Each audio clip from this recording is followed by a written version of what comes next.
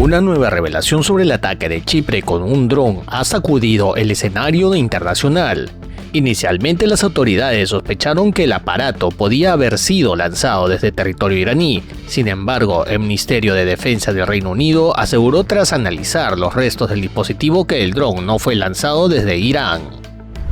Un nuevo elemento amenaza con ampliar la guerra entre Irán, Estados Unidos e Israel. Según reportes citados por funcionarios estadounidenses, Rusia estaría proporcionando información de inteligencia a Teherán sobre la ubicación de fuerzas militares norteamericanas en Medio Oriente. La guerra entre Estados Unidos, Israel e Irán entra en una nueva fase de máxima tensión, después de que el presidente estadounidense Donald Trump lanzara un ultimátum directo al régimen iraní: rendición incondicional o la guerra continuará. Estados Unidos y Venezuela informaron que restablecerán sus relaciones diplomáticas, parte de la nueva era que sigue al derrocamiento de Nicolás Maduro en una operación militar ordenada por el presidente Donald Trump.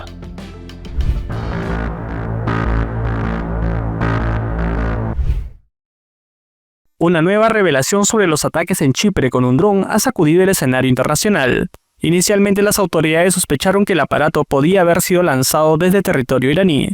Sin embargo, el Ministerio de Defensa del Reino Unido aseguró tras analizar los restos del dispositivo que el dron no fue lanzado desde Irán, aunque sí presentaba características similares a los drones Shahed de fabricación iraní. El impacto provocó daños limitados en un hangar de la base, pero no dejó víctimas, mientras los sistemas de defensa británicos desplegados en la isla lograron interceptar otros drones que se dirigían hacia el mismo objetivo.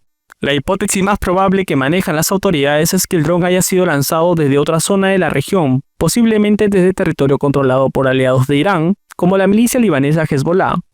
Este episodio refleja cómo el conflicto ya no se limita al Golfo o a Israel, sino que empieza a involucrar a instalaciones militares y países europeos situados en la periferia del conflicto. Ante esta nueva amenaza, varios países europeos han decidido reforzar la seguridad en el Mediterráneo Oriental y apoyar a Chipre. España, por ejemplo, participa con la fragata de defensa aérea Cristóbal Colón, especializada en interceptar misiles y amenazas aéreas. Italia, por su parte, ha anunciado el envío de unidades navales para reforzar la presencia militar aliada en la zona, mientras que Países Bajos también ha desplegado medios navales como parte del esfuerzo conjunto para proteger el espacio aéreo y marítimo cercano a la isla. Este despliegue busca evitar que Chipre se convierta en un nuevo frente de la guerra regional. La isla se encuentra a pocos cientos de kilómetros de la costa del Líbano, Israel y Siria, lo que la convierte en un punto estratégico para operaciones militares y humanitarias.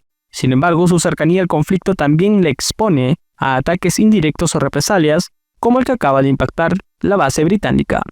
Mientras tanto, la tensión sigue creciendo en la región. Irán ha respondido a los ataques con drones y misiles contra objetivos militares en varios países aliados de Washington, lo que aumenta el riesgo de que la guerra continúe expandiéndose más allá de Medio Oriente y termine arrastrando a nuevas potencias al conflicto.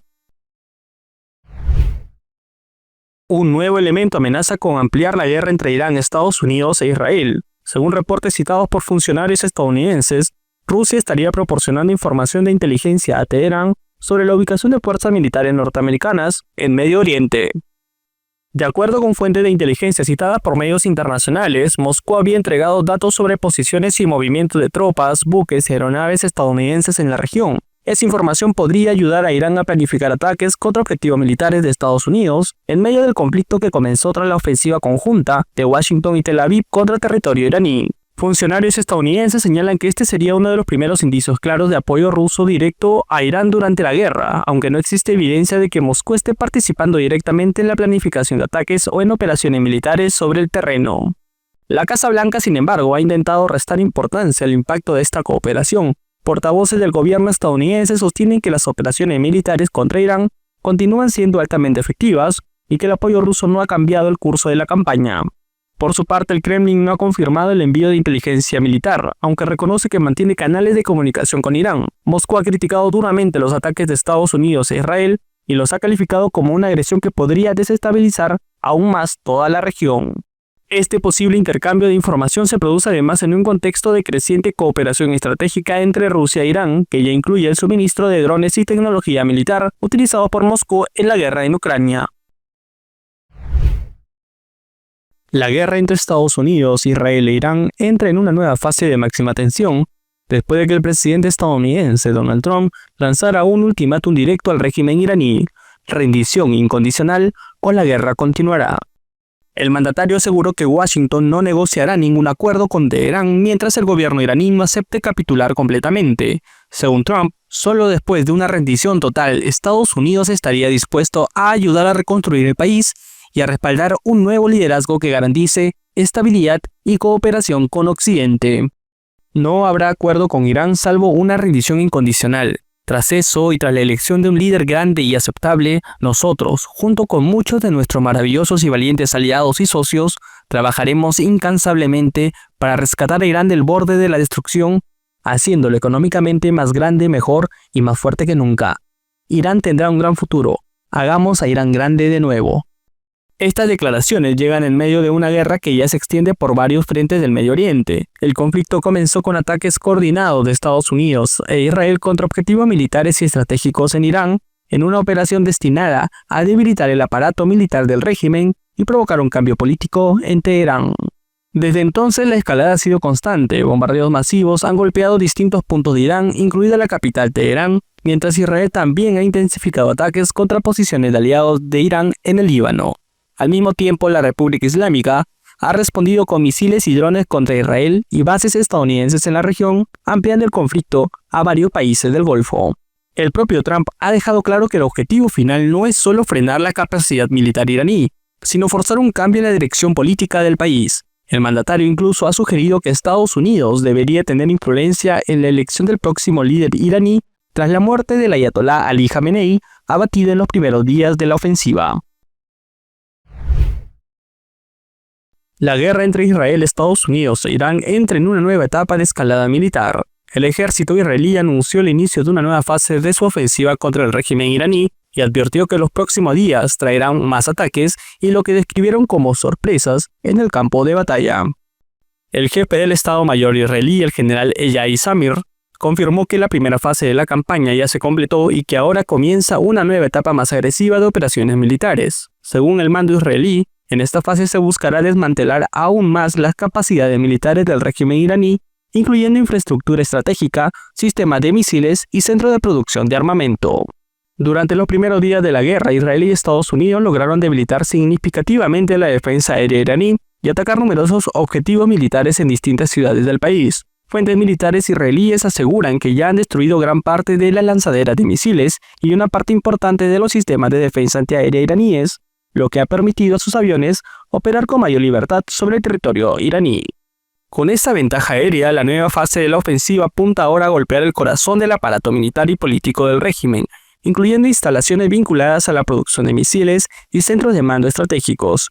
Analistas militares señalan que esta etapa busca reducir de forma permanente la capacidad de Irán para sostener el conflicto a largo plazo, aunque no especificaron si se trata de una campaña terrestre. Mientras tanto, los bombardeos continúan intensificándose. En las últimas horas se registraron fuertes ataques en Teherán, donde Israel afirmó estar golpeando lo que describe como infraestructura del régimen.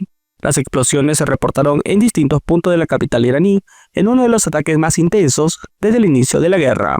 Irán, por su parte, continúa respondiendo con misiles y drones contra Israel y contra bases militares estadounidenses en la región, lo que ha ampliado el conflicto hacia ya varios países del Golfo. Estos ataques conforman parte de una estrategia iraní para mantener presión militar mientras intenta preservar parte de su arsenal para una guerra más prolongada.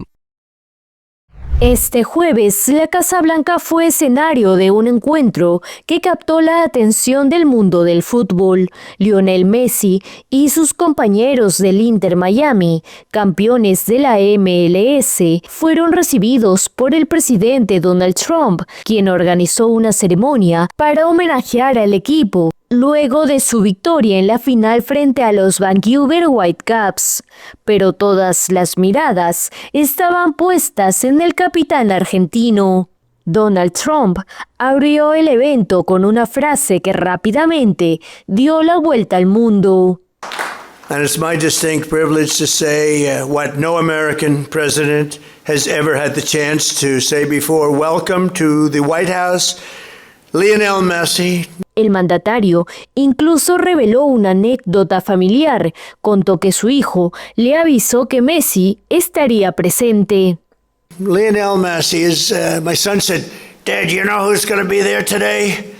I said, no, I got a lot of things going on. He said, Messi. I said, really? He's a big fan.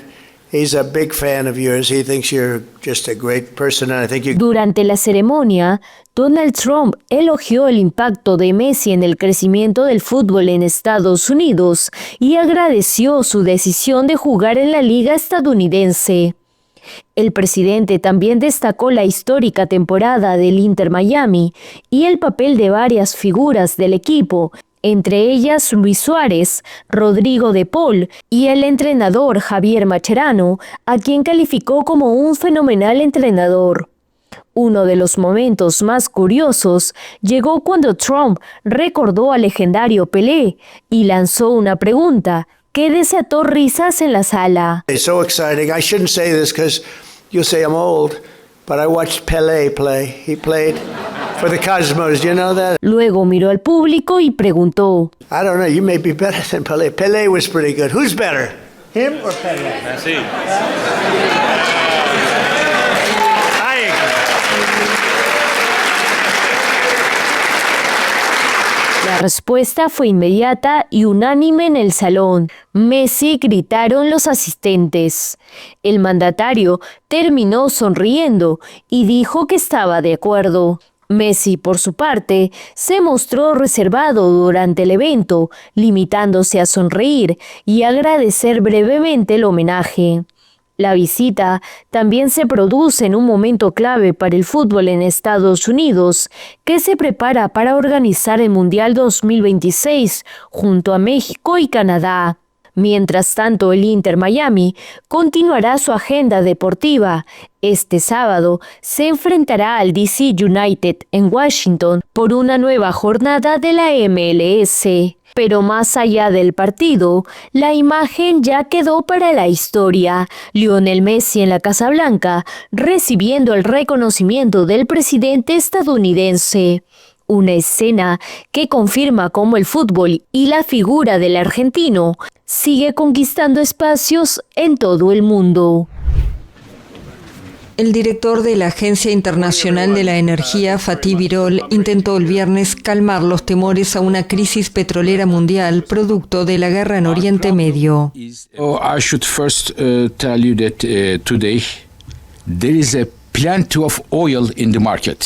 Primero debería decirles que hoy hay abundante petróleo en el mercado. Repito, hay mucho petróleo en el mercado. Nuestro problema es un problema de ubicación, es un problema de logística, y este es un problema serio, y está generando desafíos para muchos países, y para algunos países más que para otros. And it is creating challenges for many countries, and for some countries more than the others. Birol, que se reunió con la Comisión Europea para debatir sobre el impacto del conflicto en el suministro y los precios de la energía, añadió que por ahora no se prevé ninguna acción colectiva en relación con el petróleo, aunque, según dijo, se están barajando todas las opciones. El responsable descartó la posibilidad de volver a recurrir a Rusia para el suministro de gas, en momentos en que la Unión Europea prevé prohibir totalmente las importaciones de gas ruso en 2027. La Agencia Internacional de la Energía fue fundada en 1974 para coordinar las respuestas a los problemas de suministro de crudo tras la crisis del petróleo de 1973. El viernes Birol pidió a los países europeos que aprovechen más las energías renovables y den un impulso a la energía nuclear. Making a strong comeback for the nuclear power. UNHCR has declared La Agencia de la ONU para los Refugiados, ACNUR, anunció el viernes que declaró la crisis en Oriente Medio como una emergencia humanitaria mayor y destacó que es necesaria una respuesta inmediata.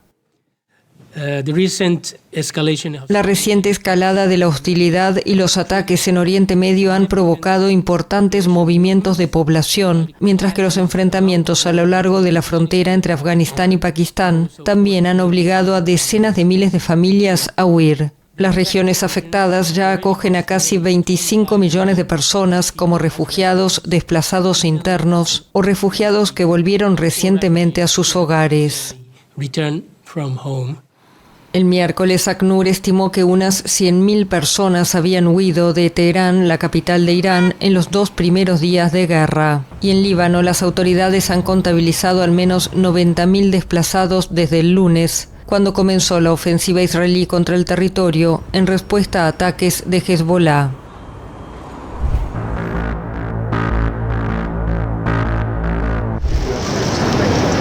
Estados Unidos y Venezuela informaron el jueves que restablecerán sus relaciones diplomáticas. Así continúa la nueva era que sigue al derrocamiento de Nicolás Maduro en una operación militar ordenada por el presidente Donald Trump. Maduro rompió las relaciones en 2019, luego de que Washington desconociera su primera reelección el año anterior y apoyara un fracasado proyecto de gobierno paralelo opositor encabezado por el entonces presidente del Parlamento, Juan Guaidó. Con la caída del gobernante el 3 de enero, su vicepresidenta Delcy Rodríguez asumió el poder y alineó el gobierno a los intereses de Trump. Le cedió control del petróleo y reformó la ley petrolera para dar apertura a capitales privados en el sector. Rodríguez ha recibido en menos de un mes a 2 integrantes del gabinete. El secretario del Interior, Doug Burgum, cerró el jueves una visita de 2 días, que siguió a la del secretario de Energía, Chris Wright, el 11 de febrero. En este momento estamos muy satisfechos con la dirección que lleva este país, y Estados Unidos está muy contento de ser un socio que respalda este progreso. Tras finalizar su gira que se enfocó en el tema energético y de minería, Burgum señaló que ha habido más cambios positivos para el pueblo de Venezuela en los últimos 2 meses que quizás en los últimos 20 años. El Departamento de Estado de Estados Unidos señaló en un comunicado que el restablecimiento de las relaciones diplomáticas entre ambos países facilitará los esfuerzos conjuntos para promover la estabilidad, apoyar la recuperación económica y avanzar en la reconciliación política en Venezuela.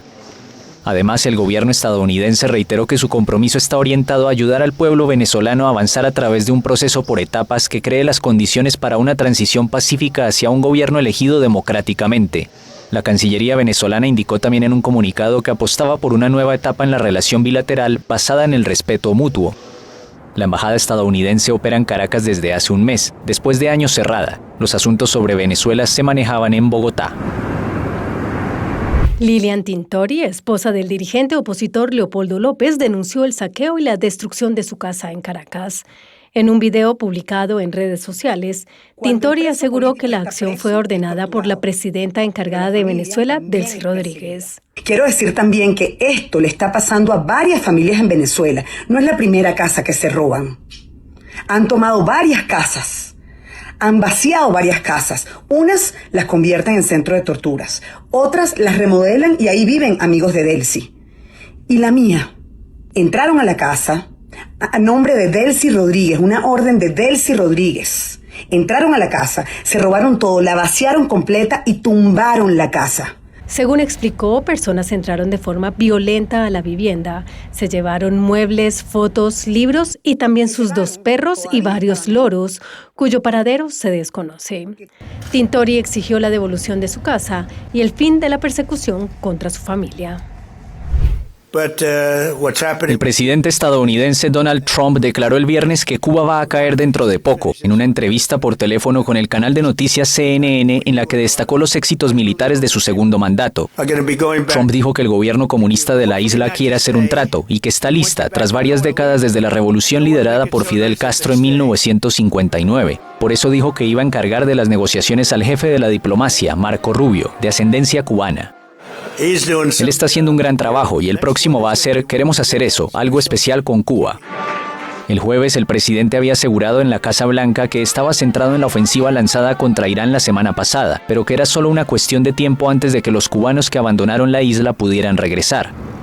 El coordinador de asuntos cubanos del Departamento de Estado de Estados Unidos se reunió en La Habana con los máximos representantes de la Iglesia Católica en Cuba, informó el viernes la embajada estadounidense, en momentos de creciente tensión entre ambos países.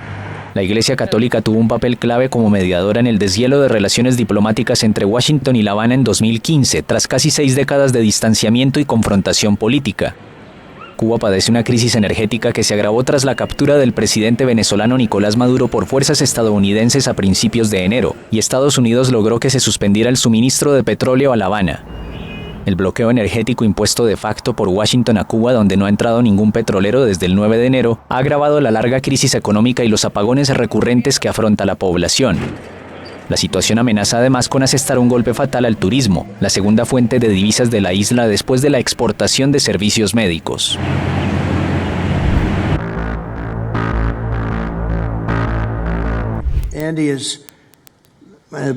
El presidente de Estados Unidos, Donald Trump, anunció el jueves la destitución de la secretaria de Seguridad Nacional, Kristi Noem, una de las figuras clave de la ofensiva de su gobierno contra la inmigración. Según medios estadounidenses, el mandatario estaba molesto por la gestión de Noem tras una operación contra migrantes indocumentados en Minnesota, en la que los agentes federales mataron a tiros a 2 ciudadanos estadounidenses durante protestas.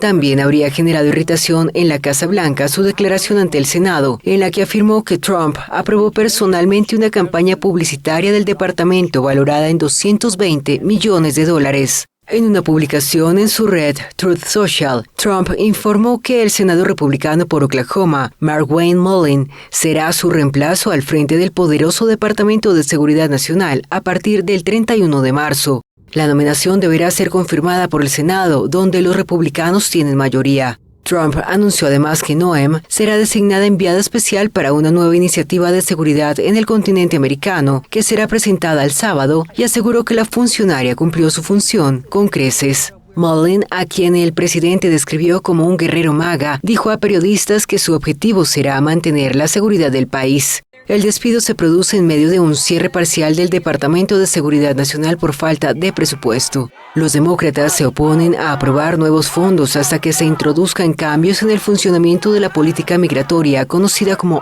ICE, tras la muerte de civiles durante operativos en Minnesota.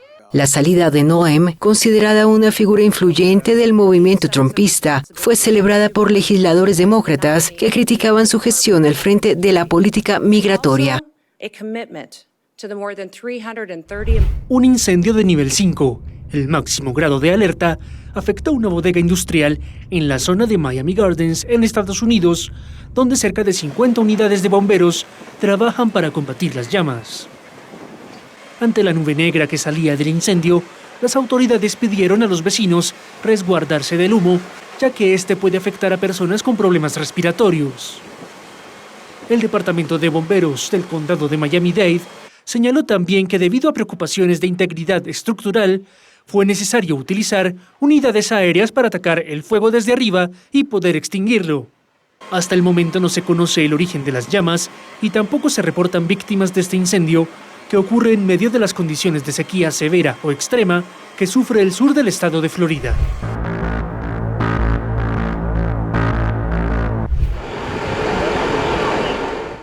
Una docena de personas murieron en el derrumbe de una residencia de ancianos en Belo Horizonte, en el sureste de Brasil, según el balance divulgado el viernes por los bomberos tras cerrar las labores de búsqueda. El colapso ocurrió en la madrugada del jueves en el edificio de 4 pisos, que además de la residencia, alojaba algunas viviendas y una clínica estética. De las 29 personas que se encontraban en el inmueble al momento del derrumbe, 9 lograron salir por sus propios medios con ayuda de vecinos y otras 8 fueron rescatadas con vida por los bomberos y trasladadas a hospitales de la zona. Entre los rescatados figura un niño de 2 años sacado consciente y con signos vitales estables. Las causas del colapso están siendo investigadas, aunque según las primeras indagaciones, la edificación contaba con los permisos en regla. Más de 40 bomberos con apoyo de perros entrenados participaron en las labores de búsqueda.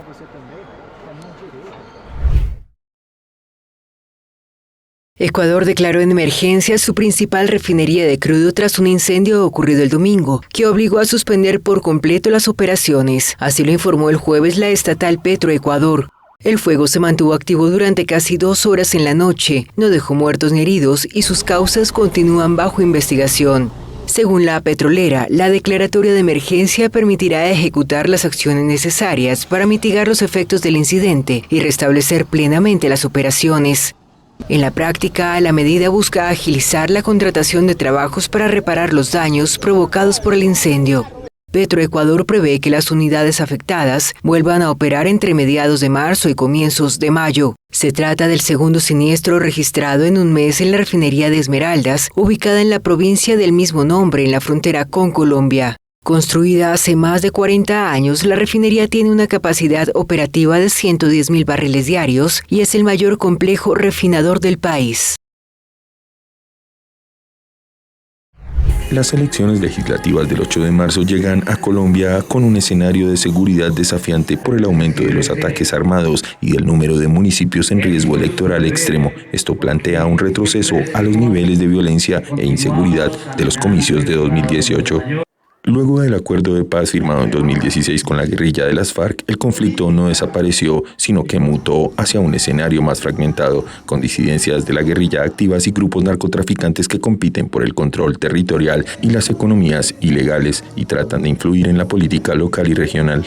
A diferencia de 2022, el país encara esta cita electoral con más actores armados y más disputas locales, según expertos. Habla Sneider Gómez, candidato a la curul de paz en el Cauca.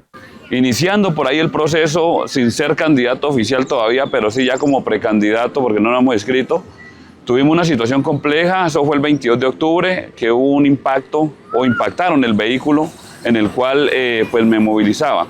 Digamos que eso fue un tema que nos puso también a nosotros sobre alerta, pero creemos nosotros que con todo el acompañamiento y el respaldo de las autoridades, de la Guardia Indígena, ¿sí?, y de las comunidades, hemos logrado sacar adelante este proceso. El mapa actual está dominado por la guerrilla del Ejército de Liberación Nacional, el Estado Mayor Central y la Segunda Marquetalia, ambas disidencias de las FARC, el Ejército Gaitanista de Colombia, también conocido como Clan del Golfo, la mayor banda criminal del país, y grupos regionales como los Comuneros del Sur y las Autodefensas Conquistadoras de la Sierra Nevada.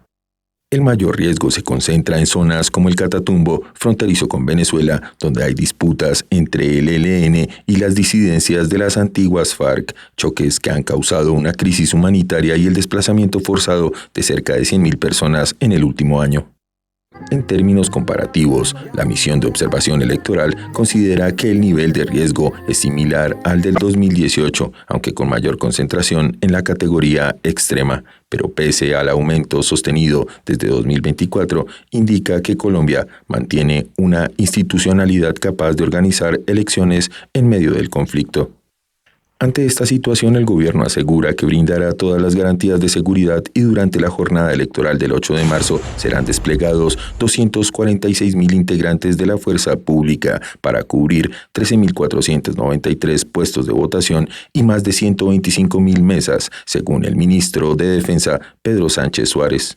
Además, cerca de 500 aspirantes al Congreso cuentan con esquemas de protección y casi 50.000 uniformados han acompañado más de 3.700 actos de campaña. Entonces, desde el control de las tuberías... El presidente Nayib Bukele tiene a decenas de críticos de su gobierno como presos políticos, algo que no ocurría en El Salvador desde el fin de la guerra civil hace más de 3 décadas, denunció el jueves la ONG Cristosal. La organización presentó en Guatemala un informe sobre lo que califica como una creciente persecución política. Entre las 86 personas detenidas figura la abogada Ruth López, jefa de la unidad anticorrupción de Cristosal, arrestada en mayo de 2025 tras ser acusada de enriquecimiento ilícito. Según la organización, la mayoría de los detenidos son defensores de derechos humanos, periodistas, sindicalistas y operadores de justicia críticos de la guerra antipandillas impulsada por el gobierno. Y uno de los más tristes hechos o datos que podemos señalar es que, de nuevo, por primera vez después de los acuerdos de paz, después del conflicto armado, podemos hablar que hay presos políticos en El Salvador. Bukele, quien ha dicho que no le preocupa que lo llamen dictador, gobierna bajo un régimen de excepción que, según datos oficiales, ha reducido la criminalidad a mínimos históricos. Desde su implementación, unas 91.000 personas han sido detenidas sin orden judicial, señaladas de pertenecer a pandillas o colaborar con ellas. Pero Cristosal asegura que miles de inocentes han sido encarcelados y denuncia graves violaciones a los derechos humanos. En el fondo de tan afamado modelo Bukele, hay un régimen como tantos otros. Una dictadura que mata, que tortura, que roba y que persigue. El informe documenta al menos 245 casos de lo que considera persecución política, incluidos los detenidos, aunque advierte que la cifra podría ser mayor. Según la organización, el hostigamiento incluye amenazas, vigilancia, estigmatización pública y el uso sistemático de la prisión preventiva como forma de castigo anticipado. En las víctimas hemos encontrado criminalización de personas opositoras, es decir, identificadas con partidos contrarios al partido oficial o que formaron parte de estructuras gubernamentales en administraciones pasadas, personas críticas, es decir, personas que levantaron su voz, hicieron denuncia pública. El gobierno salvadoreño no se ha pronunciado aún sobre el informe. En una reciente visita a España, el vicepresidente Félix Ulloa afirmó que la gran mayoría de los salvadoreños respalda el estado de excepción porque se siente más segura y negó que existan encarcelamientos por motivos políticos. Señores, México anunció el viernes que desplegará miles de efectivos entre militares, policías y guardias privados para blindar sus 3 ciudades sede del Mundial de Fútbol 2026. Una de ellas, la capital del estado de Jalisco, Guadalajara, donde se han encontrado fosas clandestinas y se ha registrado violencia del crimen organizado. Nos da una suma cercana a un poquito más de los 99,000 efectivos. Emplearemos 188 binomios canófilos en especialidad antiexplosivos, antienervantes. Con el Plan Kukulcán, el gobierno busca garantizar la seguridad de millones de visitantes que se esperan en las sedes del Mundial, Ciudad de México, Guadalajara y Monterrey, además de sitios turísticos cercanos. Están integrados aproximadamente con 20,000 efectivos de las Fuerzas Armadas, con mayor preponderancia por la Guardia Nacional, Ejército, Fuerza Aérea. Tendremos también arriba de 55,000 efectivos de las Secretarías de Seguridad y Protección Ciudadana. El anuncio se produce después de un operativo federal en el que murió el narco Nemesio Ceguera, el Mencho, líder del cártel Jalisco Nueva Generación, lo que provocó bloqueos en carreteras y violencia en varias partes del país, pero sobre todo en áreas del estado de Jalisco como Guadalajara y Puerto Vallarta. México albergará 13 partidos, incluido el inaugural el 11 de junio en el Estadio Azteca, en la capital del país.